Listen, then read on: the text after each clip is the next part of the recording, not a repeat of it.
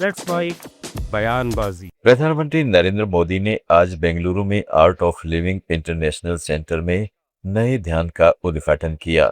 PM Modi संगठन के 45वें वर्षगांठ समारोह और गुरुदेव श्री रविशंकर के 17वें जन्मदिन उत्सव में शामिल हुए।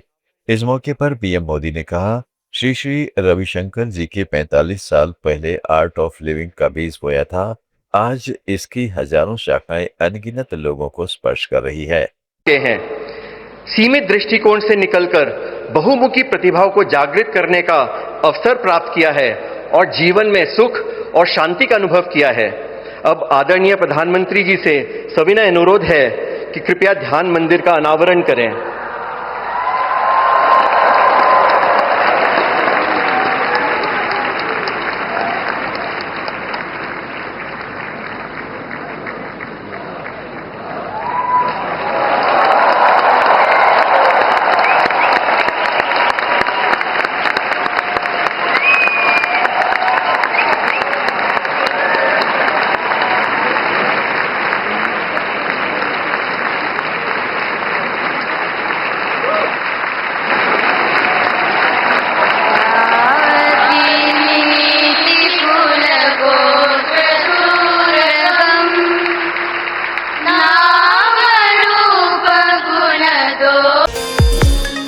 तमिलनाडु के नए मुख्यमंत्री के पद पर थलापति विजय ने शपथ ली। इस दौरान उन्होंने अपने संबोधन में कहा कि आज से एक नई शुरुआत हुई है। असली धर्मनिरपेक्ष सामाजिक न्याय का एक नया युग अब शुरू होता है। This is a new beginning.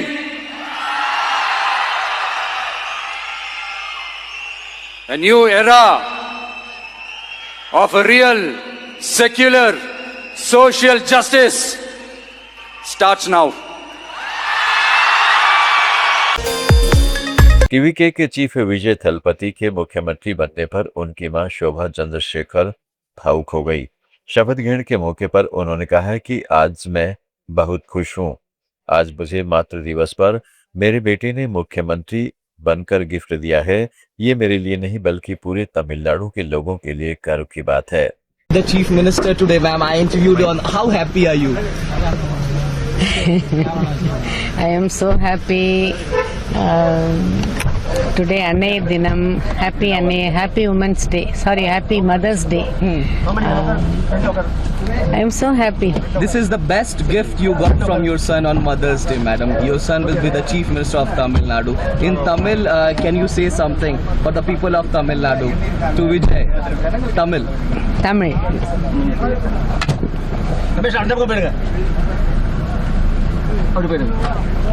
தமிழில் கேட்டிங்கன்னா தான் எனக்கு கொஞ்சம் ஈஸியாக இருக்கும். நீங்கள் இதே தமிழில் கேட்கணும். நீங்கள் ரொம்ப லேட்டு, அப்புறம் பார்த்துக்கலாம். Your happiness. Vijay is the chief minister. Yeah. I am very happy. பார்க்கலாம். Okay. Thank you. नागौर सांसद हनुमान बेनीवाल ने राजस्थान के राज्यपाल को लेकर सवाल उठाए हैं। उन्होंने कहा, ये जो हमारे राजस्थान के राज्यपाल हैं, इनको कोई भी बुला कर ले जाता है, कहीं भी जाकर ये जिम कर आ जाते हैं। बेनीवाल का इशारा राज्यपाल की सक्रियता और विभिन्न कार्यक्रमों में शिरकत को लेकर के था। भाजपा नेता तरुण चुग ने सपा प्रमुख अखिलेश यादव के ईवीएम वाले बयान पर कहा है कि अखिलेश यादव हार के डर से ईवीएम को बहाना बना रहे हैं। जिन्होंने अपना पूरा जीवन माफिया खड़ा करने में लगाया हो और यूपी को माफियावाद, जंगल राज, परिवारवाद, वंशवाद, लूट और गैंगस्टर की धरती बना दिया, अब वे ईवीएम पर सवाल उठा रहे हैं। जिन्होंने अपना पूरा जीवन माफिया खड़ा करने में लगाया हो, माफियों को पाला हो, संरक्षण दिया हो और यूपी को माफिया राज, जंगल राज, परिवारवाद, वंशवाद, भ्रष्टाचार, लूट, कसूट और गैंगस्टर की धरती बना दिया था, अब ईवीएम पर प्रश्न उठा रहे हैं। अरे जनता आपके 2012 से 2017 के कुशासन की सजा आपको दे रही है। पूरे देश के अंदर राहुल गांधी एक पनौती के रूप में उभरे और ये इंडी गठबंधन भ्रष्ट युवराज युवरानियों का टोला है, जिस टोले को ये पनौती जहां भी जाती है उस स्टेट के अंदर इनका गठबंधन का सहयोगी लगातार जनता उन्हें नकार रही है। जनता ईवीएम के माध्यम से, वोट की चोट के माध्यम से आपके पापों को सामने ला रही है। अपने पाप ठीक करिए और पुनौती राहुल गांधी का साथ। जेकेएनसी विधायक तनवीर सादिक ने नेता प्रतिपक्ष पर निशाना साधा। बोले वे असम से आए हैं, भूल गए कि जम्मू कश्मीर में जनता ने सरकार चुनी है। 1.5 साल पहले यहाँ चुनाव में लोगों ने बढ़ चढ़कर हिस्सा लिया। उम्मीद है कि अब वे जागें और विपक्ष की भूमिका निभाएं। एलओपी ने बोला कि एनसी वेंटिलेटर पे है। बड़ा अफसोस हो रहा है, वो जो आसाम से आए हैं भूल चुके हैं कि कश्मीर में एक चुनिंदा सरकार है, लोगों ने चुन के यहाँ एक पार्टी लाई है, लोगों को चुना है। वो शायद आसाम में भूल गए हैं कि यहाँ भी इलेक्शन था 1.5 साल पहले और लोगों ने बढ़ चढ़ के हिस्सा लिया। उम्मीद यही करता हूँ कि वो आप जाग जाएँ और अपोजिशन का एटलीस्ट रोल पूरा करें। Thank you sir. ट्रिनिडाद और टोबैगो के नेशनल आइलैंड पर विदेश मंत्री डॉक्टर एस जयशंकर ने प्रवासी भारतीयों को संबोधित करते हुए कहा है कि प्रधानमंत्री मोदी ने अपने दौर के दौरान 6ठी पीढ़ी तक OCI कार्ड जारी करने की घोषणा की। हाई कमीशन को OCI आवेदन लगातार मिल रहे हैं। हमारी कोशिश होगी कि हम उन लोगों की मदद करें जिनके पास जरूरी पेपर वर्क तक पहुंच नहीं हो सकती। इस कदम से भारतवंशी समुदाय को बड़ी राहत मिलेगी। Prime Minister Modi ji, during his visit, had announced the issuance of Overseas Citizenship of India (OCI) cards up to the 6th generation. I understand that a number of OCI applications received by the High Commission are growing, and it will be our endeavour to facilitate others who may not necessarily have the access to the required paperwork. So I think केंद्रीय मंत्री रामदास अठावले ने मराठी भाषा विवाद पर कहा, मुंबई में auto taxi चालकों को मराठी आनी चाहिए। गैर मराठी लोगों को सीखने के लिए सरकार समय देगी। भाषा पर विवाद नहीं होना चाहिए। बाबा साहिब का संविधान हर भाषा, धर्म और जाति का सम्मान सिखाता है।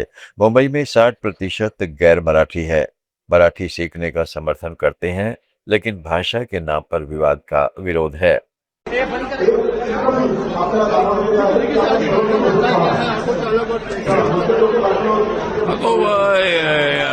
तो मराठी के मुद्दे पर जिस तरह प्रताप सरनाईक जी ट्रांसपोर्ट मिनिस्टर है और उन्होंने मुंबई में रहने वाले जो भी रिक्शा चालक टैक्सी चालक है उनको मराठी भी आना चाहिए, इसी तरह की भूमिका रखी है।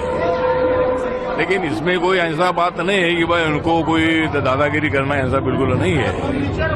सरकार की तरफ से यही कि भाई मराठी अपनी मातृभाषा महाराष्ट्र की है और जिनकी मातृभाषा हिंदी है, तेलुगु है, तमिल है, बंगाली है, भोजपुरी है, तो उन लोगों ने भी मराठी सीखनी चाहिए। उसके लिए मतलब टाइम दे दिया है। और आज हाजी अरापुर शेख जी ने मतलब जो टैक्सी चालक है, रिक्शा चालक है, उनको मराठी पढ़ाने के लिए उन्होंने जिम्मेदारी उठाई है। तो एक बहुत अच्छी बात है कि भाई भाषा के नाम पर विवाद नहीं होना चाहिए। बयानबाजी में आज इतना ही। जुड़े रहिए लेट्स माइक के साथ। आप सुन रहे थे let's mic more than radio. Follow कीजिए हमें हमारे सोशल मीडिया प्लेटफॉर्म्स पर। It's time for news. It's time for more than radio. Presenting the first radio news app, Let's Mic. Let's Mic, a news-based app on your phone where you get to watch and listen news, talk shows, interviews, radio show podcasts. On Let's Mic, you get all relevant information of TV, print, radio, podcast, and digital. Let's Mic talks about every segment of life.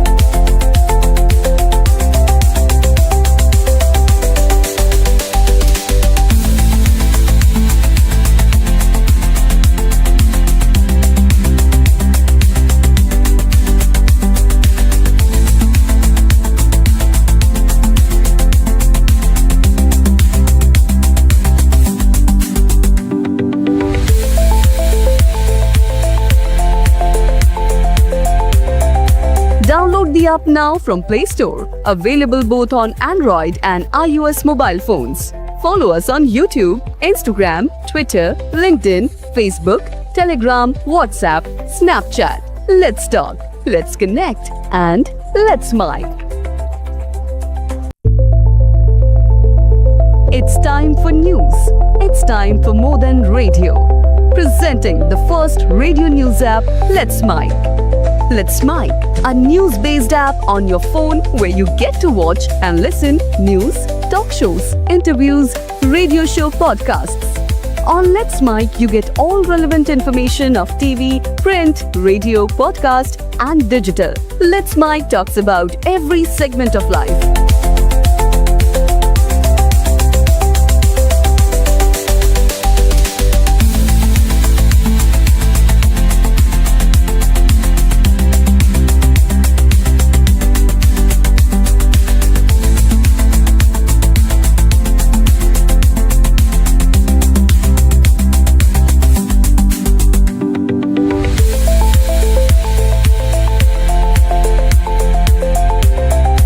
Download the app now from Play Store. Available both on Android and iOS mobile phones. Follow us on YouTube, Instagram, Twitter, LinkedIn, Facebook, Telegram, WhatsApp, Snapchat. Let's talk, let's connect, and let's mic. It's time for news. It's time for more than radio. Presenting the first radio news app, Let's Mic. Let's Mic, a news-based app on your phone where you get to watch and listen news, talk shows, interviews, radio show podcasts. On Let's Mic, you get all relevant information of TV, print, radio, podcast, and digital. Let's Mic talks about every segment of life.